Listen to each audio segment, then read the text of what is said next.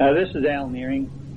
I was born in Flint, Michigan on September 16th, 1919. Grew up there, was raised there and grew up there. Ultimately, it was inducted into the Army from Flint, and then, of course, went to Detroit. From Detroit, where I spent probably, one day, I guess. Went on to Camp Grand, Illinois. Was in Camp Grand probably a week, 2 weeks, and then took my basic training in Camp Roberts, California. It was when the basic training was done and headed for Camp Claiborne, Louisiana, is where we met Kenny Haig and a couple other guys that was there. It finally ended up at Camp Claiborne too. I was at the 185th Regimental Headquarters Battery there at Camp Claiborne, along with all the other National Guard guys that were there at the same time. After spending quite a bit of time at Claiborne, we were getting ready to go overseas, and of course the entire regiment went to Fort Dix, New Jersey, in preparation for embarking to go overseas. Well, it was about that time, as everyone probably knows, the Army was streamlining itself, and we left there and went back to Fort Bragg, North Carolina, where we became the Group Headquarters 194th Field Artillery.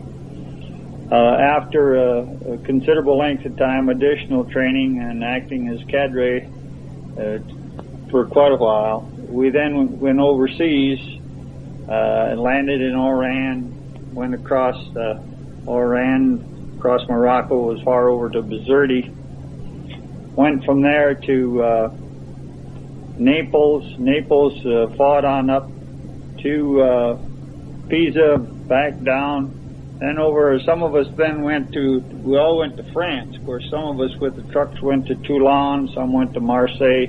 But we all got together at Marseille and then went on up through all the rest of the campaign. Finally was discharged in Salzburg, Austria on July the 4th, 1945. I went to Austria, and after the unit broke up there, to Compiègne, France. Well, through Munich, Compiègne, France. Then finally to Camp Top Hat at Brussels. Was finally loaded on a victory ship with about 399 other people and headed for the States out of Antwerp, Belgium. After having left Antwerp, I, of course, went to the States where I was to be discharged. Arrived at Newport News, Virginia, and was taken from there to Indiantown Gap. I was in Indiantown Gap about, probably 3 or 4 days, at which time I was discharged. No, that was August the 8th in 1945. Of course, went home. Hi, gang. This is Len Friedman, commonly known as Benny in the Army.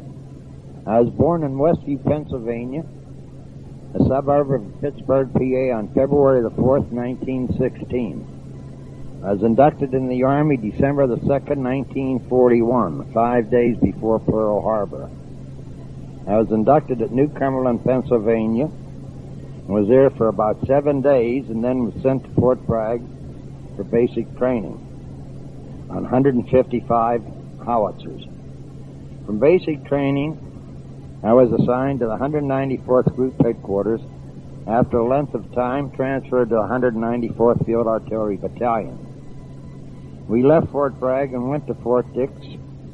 And from Fort Dix, we left Oran, went to Bizerti, up to Naples, to Cassino, regrouped at Naples, and went to Anzio for 3 or 4 months. While at Anzio, all during the day, the Spitfires patrolled our area.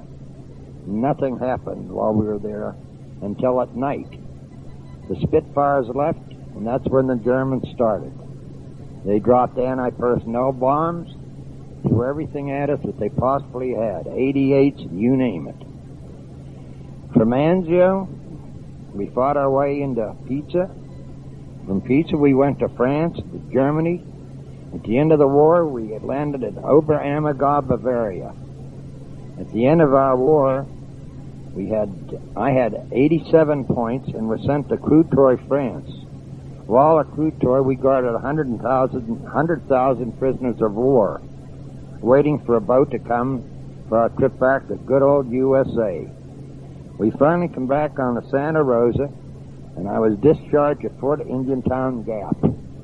When we arrived at Indiantown, there were so many GIs there, they told us to go home. Don't come back for 30 days. After 30 days, we went back, and that's when they give me the ruptured duck. Amen. Leonard Friedman has since passed away since making this audio, as well as the next two men, Howard Rose and James Shoemaker. They have both passed away. Howard Rose, Tucson, Arizona.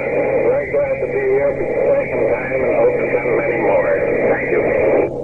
I'm James Shoemaker, and as proud to be here as I can be. And if the creek don't rise, I'll be here again next year. Thank you. This is Walter Boyko from Webster, Massachusetts. This is my first time here, and believe me, it's a great, great feeling to see all the fellows again. I'm Bert Gibney from Denver, Iowa. I run a cheese store, and I would like at this time to propose a toast. Here's to those who wish us well, and all the rest can go to hell. Thank you.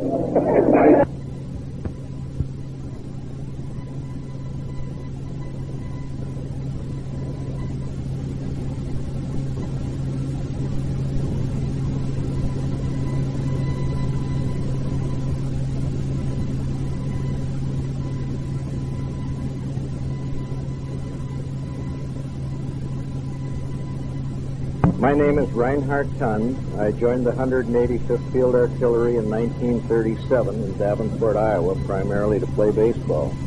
My enlistment was up in September of 1940, but because the Selective Service Act was passed, I re-upped for another year to get my year in.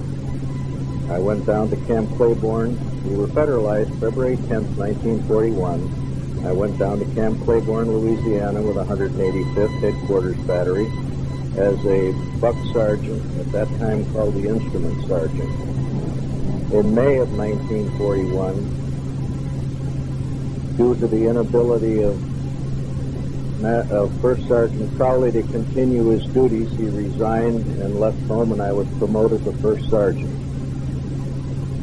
I remained with the 185th Field Artillery to Pearl Harbor when we were transferred to Fort Dix, New Jersey. The 34th Division of the Iowa National Guard was then changed from a square to a triangular division, and we were transferred to Fort Bragg, North Carolina as the Group Headquarters Battery of the 194th Field Artillery. I remained with this unit until about September of 1942, at which time I went to OCS in Fort Sill, Oklahoma. I received my commission in December of 1942 and returned to Fort Bragg to the 79th Field Artillery 240 howitzer unit just across the street from the old 194th. So during 1943, I was able to remain in constant touch with my old friends from the 194th. At the end of 1943, we were alerted, and our first stop overseas was in Naples, Italy. Because of our heavy weapons, we had to wait until a port was cleared to unload the 240 howitzers. I stayed in Italy with the 697th Field Artillery, again side by side much of the time with the old 194th gang. I stayed in Italy until the late fall, at which time we were shifted to France, presumably for the southern invasion of France, as so many other outfits, that fell through. We went back up to Italy again for another month and returned again to France when things stabilized there. We were in all of the action in France, Germany, and ended the war in Salzburg, Austria in May of 1945. I was formally discharged from the Army on December 5th, 1945, at which time I returned to school at the University of Minnesota.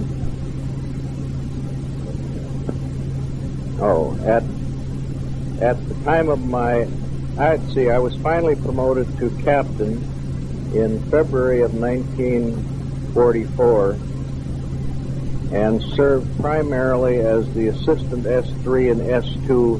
My primary duties were survey and fire direction center control.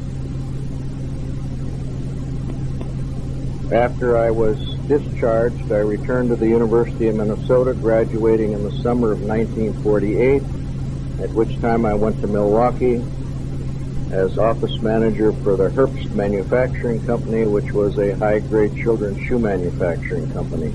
I stayed with this company for 34 years, holding a variety of management positions. The last corporate secretary, my primary responsibilities were purchasing, labor relations, personnel,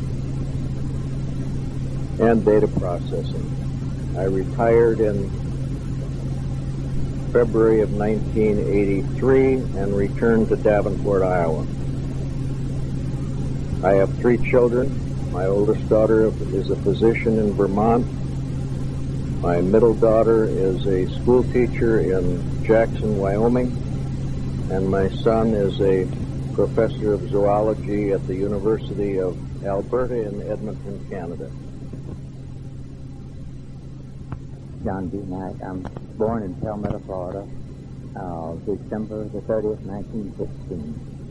I was inducted in the Army in January 1942 and went to Camp Landing and then was transferred from there to Fort Bragg for training, which then, after completing the training, I was then attached to the 194th Field Artillery Battalion, and then later was transferred to medics, and then later to as a general specialist.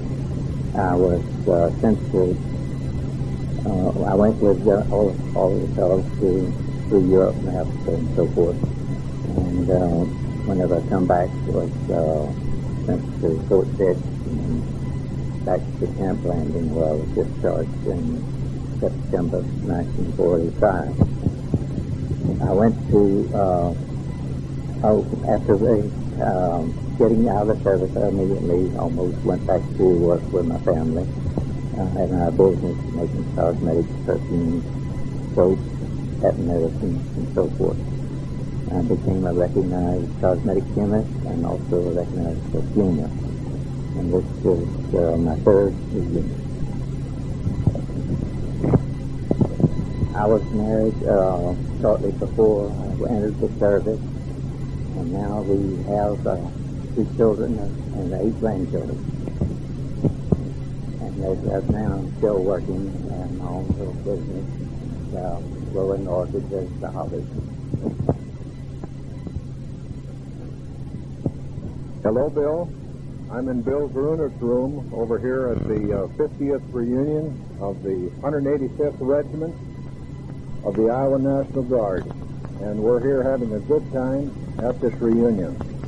My name is Lester Kath, spelled K-A-T-H, and I'm one of the original members that left from Davenport, Iowa, when the Guard was mobilized on the 10th of March, or the 10th of February, rather, of 1941.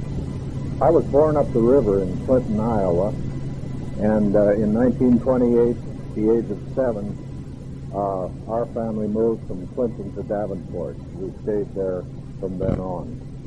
So I joined the National Guard. My brother Norman was already in the Guard at that time, and I joined the National Guard in January of 1940.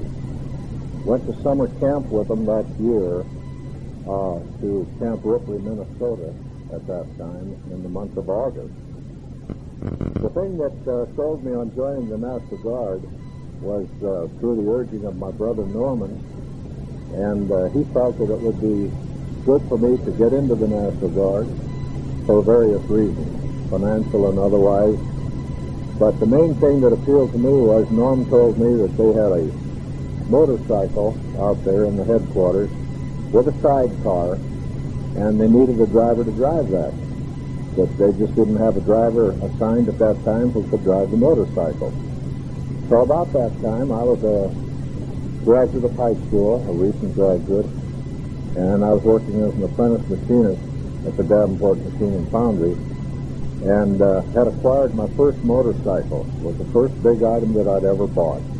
And this was my own personal motorcycle, and I really enjoyed motorcycles.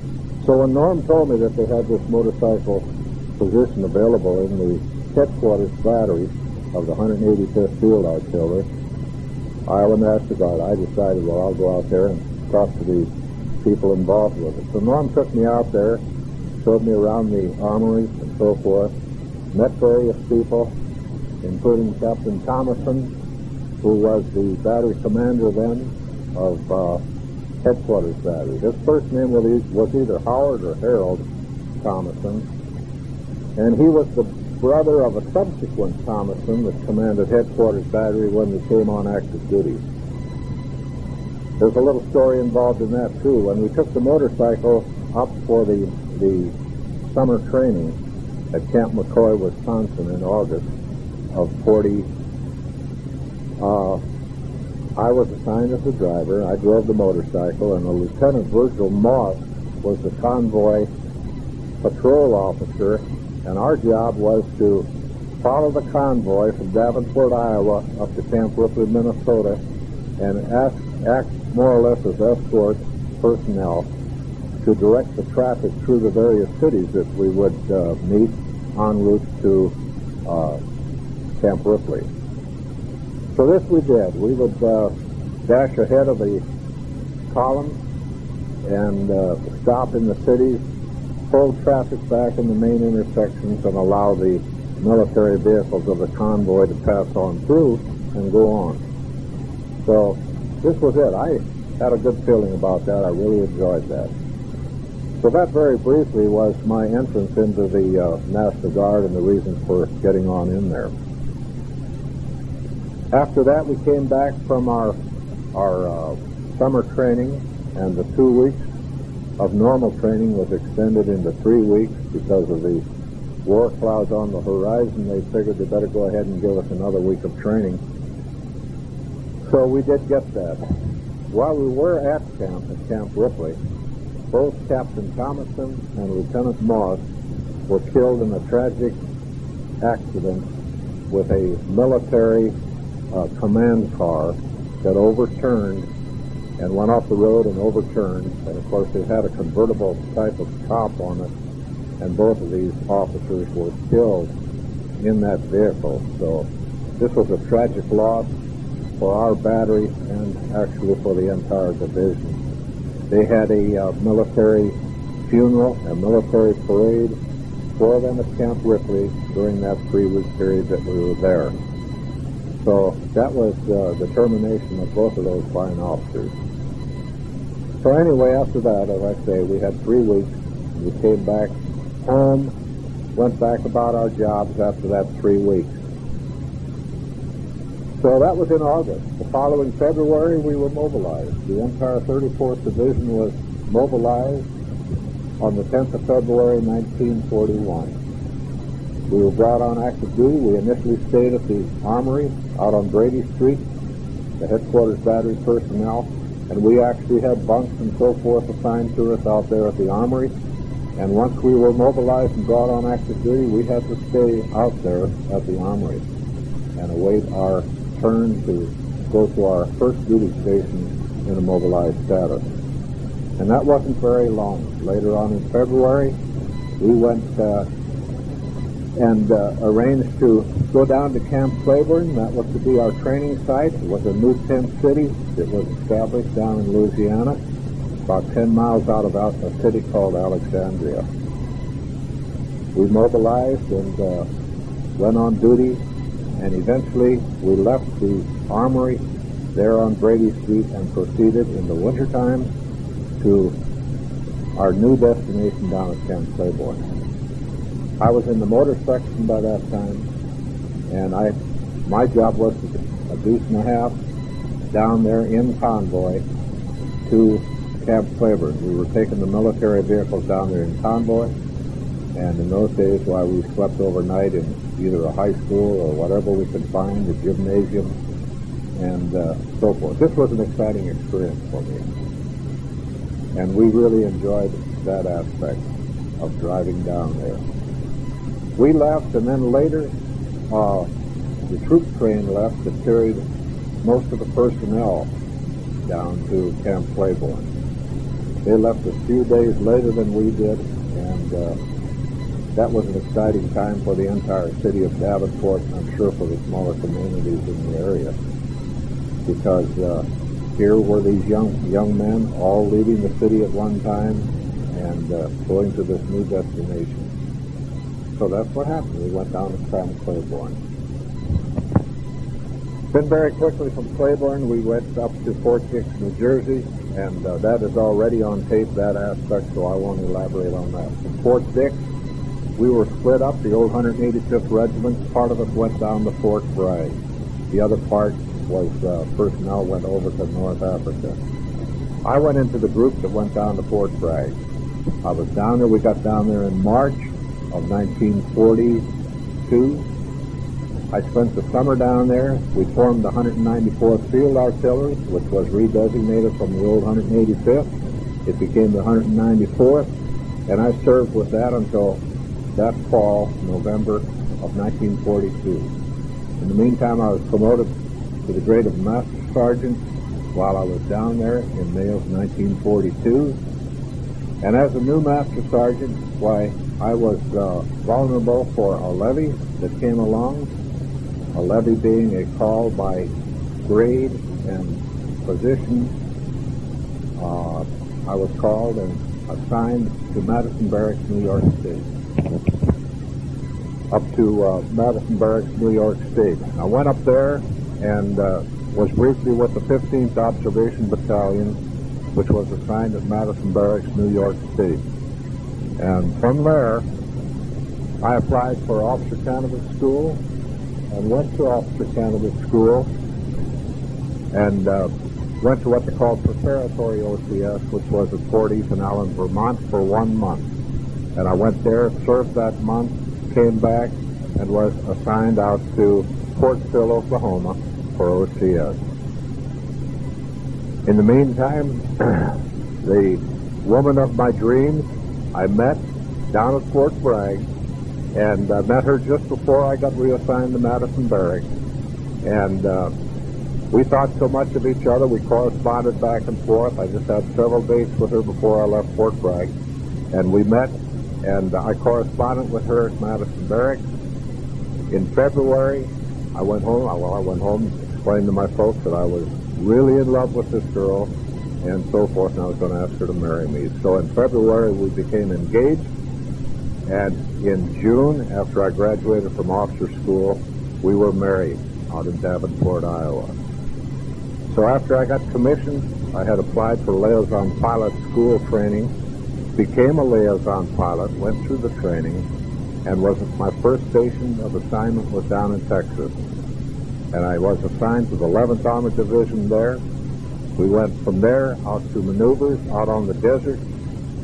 While out on the desert with the 11th Armored Division,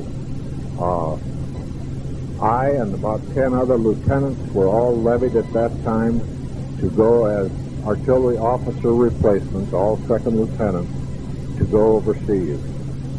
So we were given orders to proceed to Fort Dix in California, and we went by our own transportation. I had Lois out there, my wife, in California. She stayed there while I was on maneuvers, and we climbed in the car with a couple of these lieutenants that I could load in, all headed for the East Coast, because we were all destined to go overseas. So we did. We traveled over there to the East Coast, Lois and I separated at that point. She went back to her home in North Carolina, and I stayed there and went overseas. And at that time, this was in the early part of 1944. And in 1944, I went over then to England, stayed there as a replacement officer in England, and went to Wales, part of Wales, served over there until D-Day came along. When D-Day came, we got orders as artillery officer replacement, and we were sent down to Plymouth, England to go across the channel. I took a group of the 1st Assault Artillery Replacement, 50 enlisted men and 2 officers. It was my responsibility in going over there. And while doing that, we left from Plymouth, crossed the channel, got over there and went into the Utah Beach area. We left the ship, the mothership that could take us so far into the beaches. Then they dropped us by a smaller boat, landing craft. We climbed into there, 50 and 2, and headed into the Utah Beach.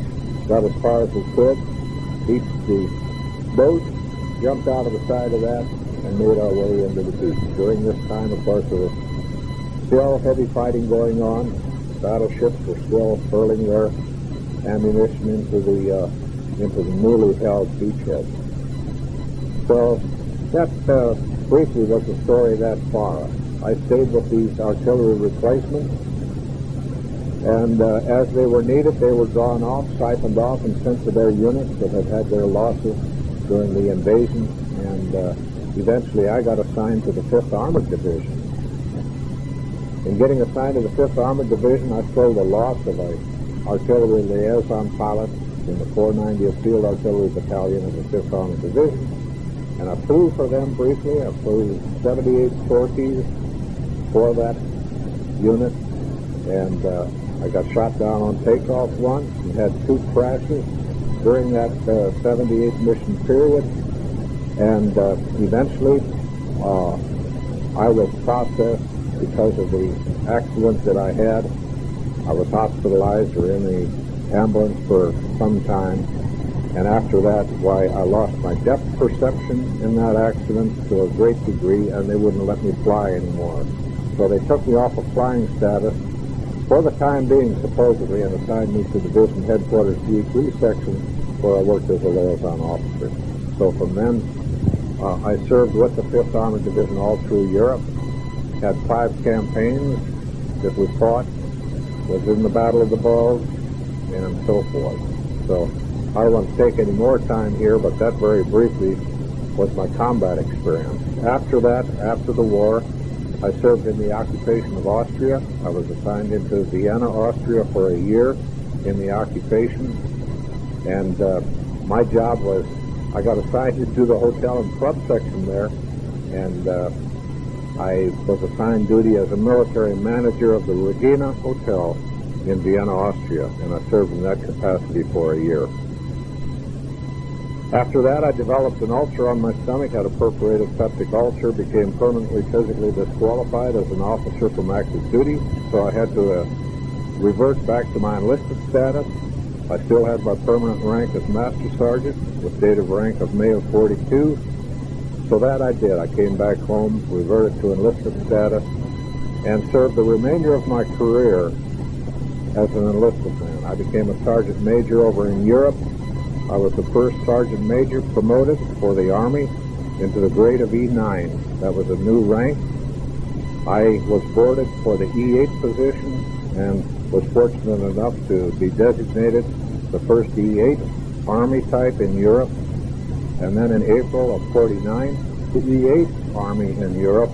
When the E9 quota came down, I was the only one that could fill it because I was the only one on board. So I became the Army's first E9 in Europe in April of 1959. I then remained assigned in Headquarters European Command until my retirement in 1962. After 5 years with Headquarters European Command, I came home and took retirement at Fort Bragg, where it practically all started for me. So the circle was complete. I was back again at Fort Bragg, and I took my retirement. out of the hospital down there because they boarded me for the operation that I'd had on my stomach some years earlier. So that terminated my status as a regular Army enlistment man. I stayed out a year in 1963 to build our home in North Carolina. By that time we had 5 children. So we built our home in 1963 outside of Raleigh, 50 miles from Fort Bragg, at a city called Garner. And in June of 1944, I went back to work with 5 children at home. I found out that my Army pension wasn't going to handle it, so I had to get another job. So I went and applied for work as a civil service employee in the Army Reserve, and that I did. I was accepted for the job there.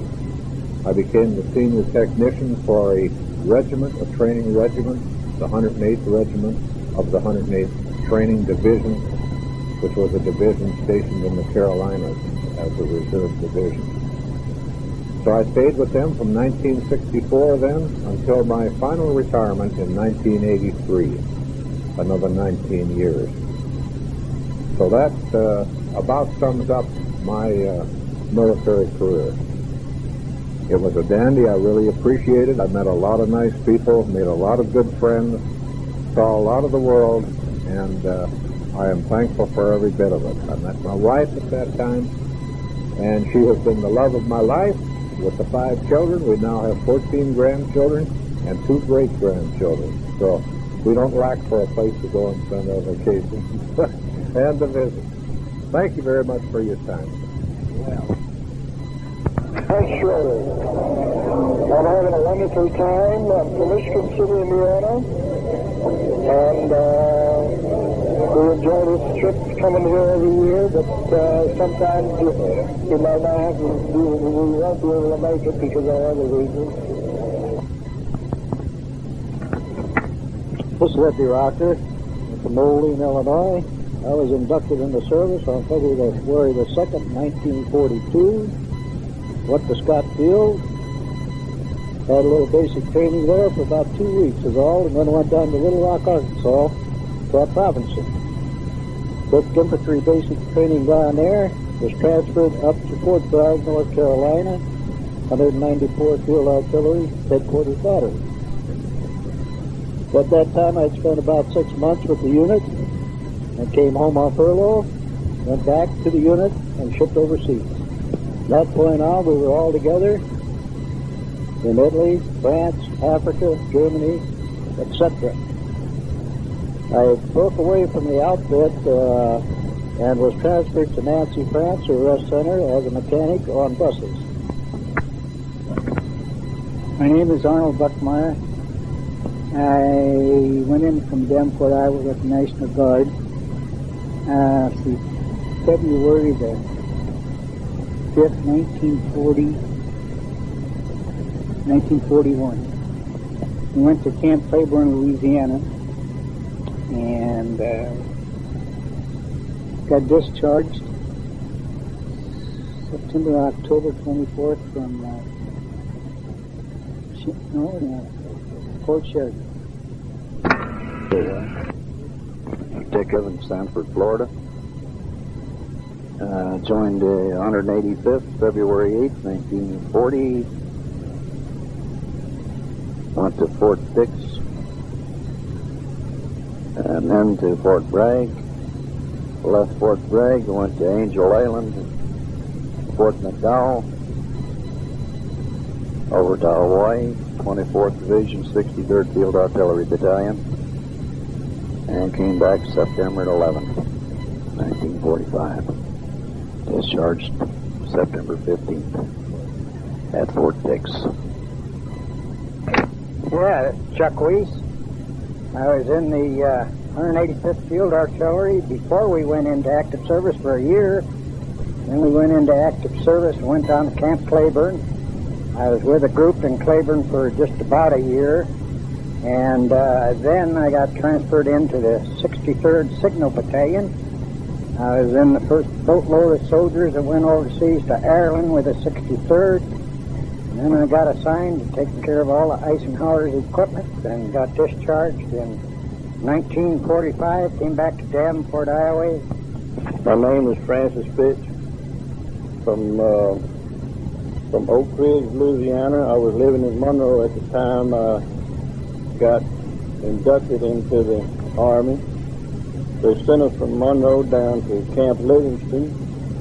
From Livingston, they sent us over to Camp Shelby, Mississippi, where we were all tested. And then they put us on a train and sent us up to Fort Bragg, North Carolina, to the training center. And at the training center, I went to cooking school. In the meantime, the Japs bombed Pearl Harbor, and they cut the training from 12 to 13 weeks down to 9 weeks.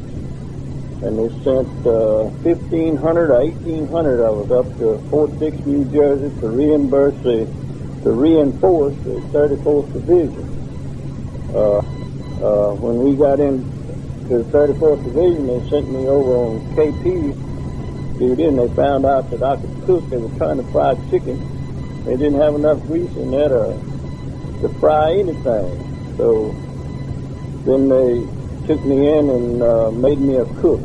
And then the Colonel Cook needed a new driver. And I was lucky enough to get that job, and I stayed with Colonel Cook. When we left in, I think it was July 43, we left and went to New York and boarded the boat by convoy, and we went to North Africa, to Austria, to Salzburg. And troop ship came out of the river into the English Channel, came down through the English Channel and landed in New York, I think somewhere around about the 20th of October. And they sent us out to a camp in New Jersey. The next day, about 3 o'clock in the afternoon, we boarded a train, went over to Chicago, switched to another train that took us down to Camp Shelby, Mississippi. I was right back where I started from, and that's where I was separated. Paul Boyer, West Bend, Iowa. I was drafted in April 23rd, 1941, and inducted at Camp Dobbs, Des Moines, Iowa. Arrived in Camp Claiborne, Louisiana, the last part of April, and was assigned to Regimental Headquarters 185th Field Artillery, National Guard. We were the first group of draftees to help start bringing the unit up to strength. After having maneuvers in Louisiana and Pearl Harbor, the unit was moved to Fort Dix, where it was then changed from a 155 Battalion Howitzer, 194th Field Artillery Group, 8-inch howitzer. We moved to Fort Bragg. After going overseas, stayed with the same unit through Africa, Italy, France, and Germany in the European theater. Came home by ship from Antwerp, Belgium, and was discharged August 24th, 1945. Thank you.